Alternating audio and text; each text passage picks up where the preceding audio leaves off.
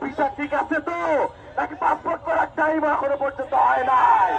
সময় থাকতে জনরাইকে মেনে নেন, না হলে পাসপোর্টের মেয়াদ বাড়ায় নেন। আপনারা কিন্তু পালানোর পথ পাবেন না, আপনারা কিন্তু পালানোর পথ পাবেন না। হাসিনাকে এই পথ তৈরি করতে 17 বছর টাইম লাগছে, আপনাদের তো এখনো 2 মাস হয় নাই। আপনারা পালায় কই যাইবেন? তারেক রহমান না হয় গেল লন্ডনে, সালাউদ্দিন আহমেদ গেল ইন্ডিয়ায়, রিমোট এরিয়ায় যে নেতা কর্মীদের মানে পাওয়ারের চোটে তাকানো যাইতেছে না তাদের দিকে, আপনারা আবার কই যাবেন? কোন জায়গায় পালাবেন আপনারা? পাসপোর্ট হয় নাই, তারা পাসপোর্টের আবেদন করে ফেলেন। কারণ বলা যায় না সবার জন্য ভারত থেকে হেলিকপ্টার পাঠাবে না, সবার জন্য দিল্লির ব্যবস্থা থাকবে না। আপনাদের নেতা আবার লন্ডনে চলে যাবে, আপনাদের কি হবে?